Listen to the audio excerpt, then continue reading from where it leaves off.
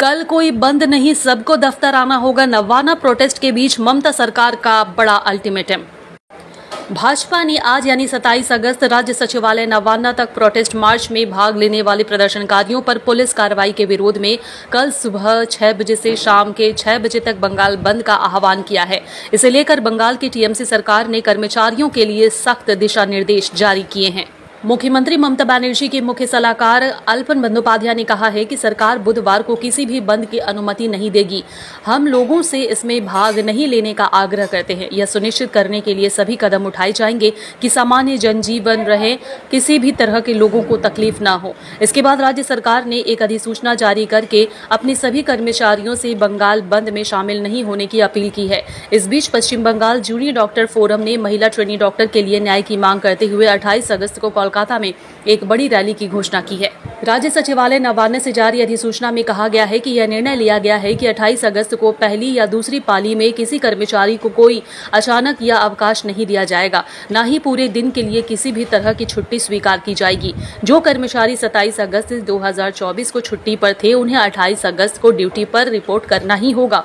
अधिसूचना में यह भी कहा गया है कि 28 अगस्त को कर्मचारियों की अनुपस्थिति को डाइस नॉन यानी कि जानबूझकर की गई छुट्टी माना जाएगा और उस दिन का वेतन कटेगा जब तक कि ऐसी अनुपस्थिति कवर न करती हो जिसमें कर्मचारी अस्पताल में भर्ती हो, परिवार में किसी का निधन हो गया हो, कर्मचारी किसी गंभीर बीमारी के कारण पहले से ही छुट्टी पर हो, या फिर कर्मचारी child care leave, maternity leave या फिर मेडिकल लीव या 2 अगस्त से पहले की स्वीकृति अर्न लीव पर हो। ऐसी स्थिति में छुट्टी अनिवार्य मानी जाएगी। लेकिन ममता बनर्जी ने सख्त दिशा निर्देश जारी करके ये कहा है कि बंद पूरी तरह से नहीं होगी और बंद का समर्थन नहीं किया जाएगा। बता दें कि भाजपा ने इस महीने की शुरुआत में कोलकाता के आर्जिकर मेडिकल कॉलेज और अस्पताल में एक ट्रेनी महिला डॉक्टर के साथ बलात्कार और फिर उसकी हत्या के मुद्दे पर मुख्यमंत्री ममता बनर्जी के इस्तीफे की मांग की है। बंगाल भाजपा अध्यक्ष सुकांत मजूमदार ने कहा है कि हम आम हड़ताल का आह्वान करने के लिए मजबूर हैं, क्योंकि यह निरंकुश शासन लोगों की आवाज मृत डॉक्टर बहन के लिए न्याय की मांग को लेकर अनसुना कर रहा है। न्याय की बजाय ममता बनर्जी की पुलिस राज्य के शांति प्रिय लोगों पर हमला कर रही है, जो केवल महिलाओं के लिए एक सुरक्षित वातावरण चाहते हैं।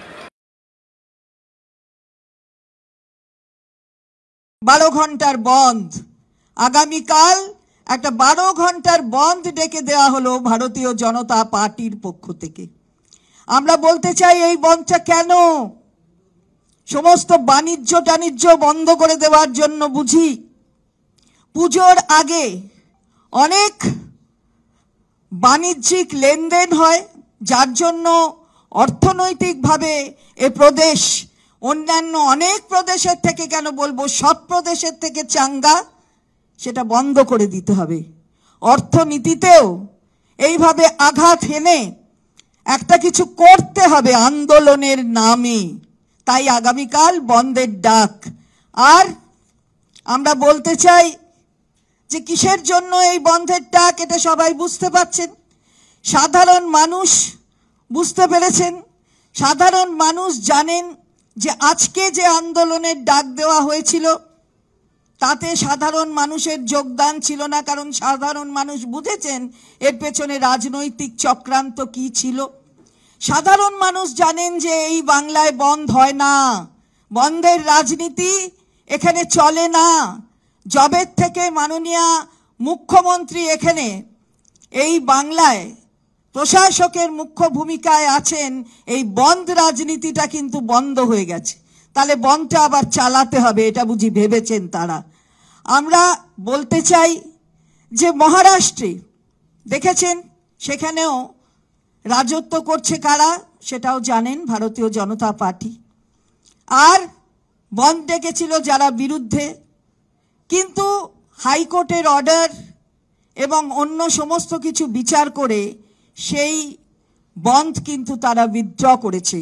অর্থাৎ তারা দেখিয়ে দিয়েছে যে কি করা উচিত এই ক্ষেত্রে। আমরাও বলবো যে এই বন্ধ প্ররোচনামূলক বন্ধ, অভিসন্ধি রয়েছে এর পেছনে। বাংলার মানুষ বুঝছেন এবং বাংলার মানুষ এই বন্ধকে সমর্থন করবেন না, এই বন্ধকে কখনোই সফল হতে দেবেন না। বন্ধ এখানে হচ্ছে না, হবে না।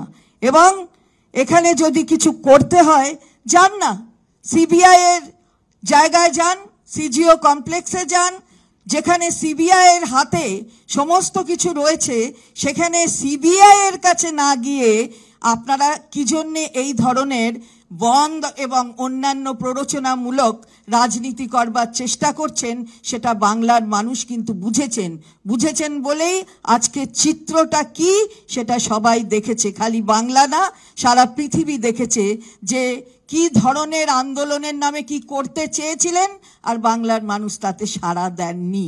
ফলে আমরা বলতে চাই, এবারে একটু ভালোভাবে ভাবুন। রাজনীতি করে বাংলাকে অশান্ত করা যাবে না। আপনারা প্ররোচনা দিলেই বাংলার মানুষ তাতে পা দেবেন না। আর আমরা রেল কর্তৃপক্ষকে, আমরা তাদেরকেও বলছি যে কালকে কিন্তু রেল বন্ধ করবেন না। কালকে আমাদের একটি কর্মসূচি